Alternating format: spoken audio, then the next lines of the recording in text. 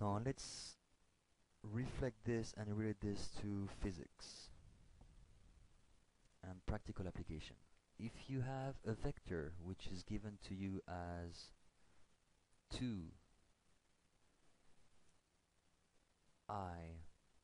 meters per second,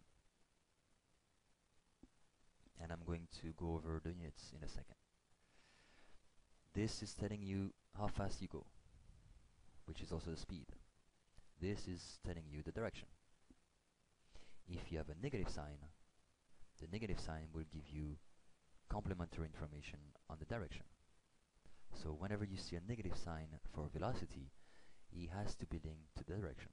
If you have a positive, you're going one way. If you have a negative value, you're going in the opposite way, or the opposite direction.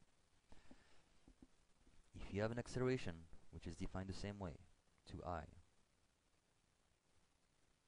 again, the magnitude will tell you how strong the acceleration is. If you want to relate it to something physical, it's what we call G's. If you take a plane, as the plane takes off, usually a little bit push backwards towards your seat, you feel some acceleration. That's what you feel. So the stronger you will feel this physically, physiologically, the stronger this number. The sign doesn't tell you anything about the direction. The sign of the acceleration will tell you whether you're being accelerated or decelerated. But it's not going to tell you anything about the direction of motion. Example, you could be going towards the right and accelerate towards the right.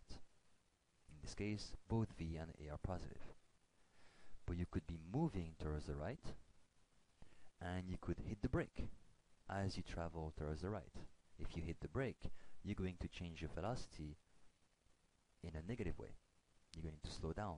Therefore, the sign of the acceleration will be negative, while the sign of the velocity will be positive. So even though A is negative, you're still going towards the right for a little while. Okay?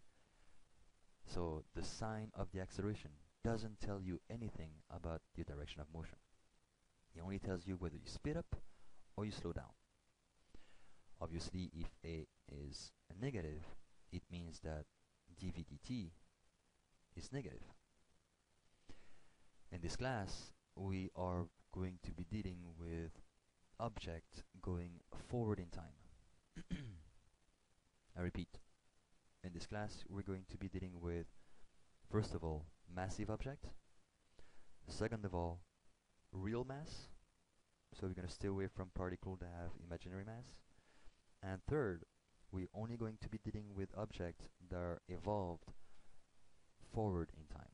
So we're not going to be dealing with particles that live backwards in time. Which means that this dt that we have in the denominator is always going to be positive. So if dv dt is negative, it means that the negative sign must come from dv. And remember, dv is v final minus v initial. So if this is negative, then it tells us that the initial velocity is bigger than the final. We're slowing down. Okay? If delta v is positive, then v final is bigger than v initial. We're speeding it up, and a is positive. Okay? Similarly, if v is positive, it means that dx dt is positive.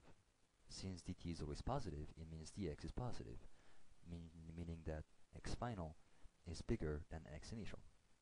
If x is along a coordinate system positive going towards the right, if the v is positive, your x final is bigger than your x initial, you indeed are going towards the right. If your v is negative, it means that delta x is negative, which means that xi is bigger than xf, which means that if x is along a coordinate system positive going right, you actually going towards the left. Okay, so again, the negative sign of the velocity tells you in which direction you're going, while the sign on the acceleration will tell you whether you're speeding it up or slowing down. But it has nothing to do with the direction. The direction will be dictated by the initial velocity at the time that you apply a particular acceleration. Okay, so that's a fast review of those concepts. So again, please go over all the lectures by next week Tuesday and read the book. Make sure you practice all the problems in the book as well. Let's go over units. Position.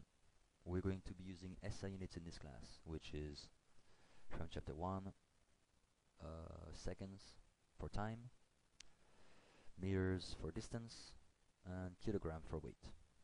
For mass, excuse me. Again, if you don't like meters, seconds, kilogram for a particular situation and would rather use gram or centimeters or hours, no problem. Just make sure that you keep track of units. So if position obviously is using meters as units, we're 5 meters away from this position, for instance, then obviously the velocity, which is defined as dx dt, must have the units of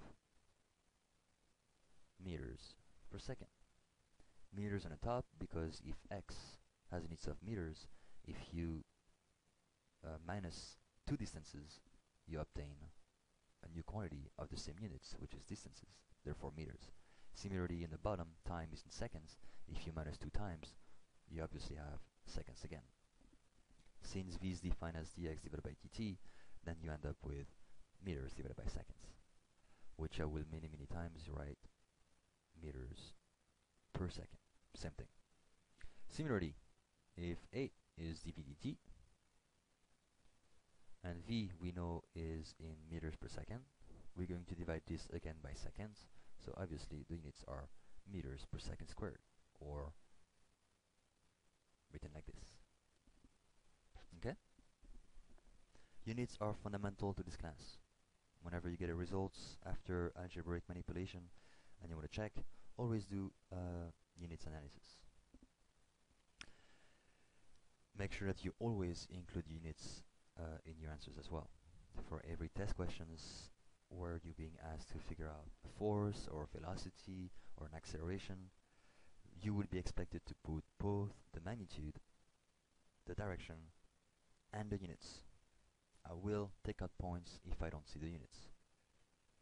However, you don't have to carry the units for every calculations. This I don't care. I just want the units on the final answer. Okay? Okay. So those are the units for those what we call kinematics quantity. Any questions so far?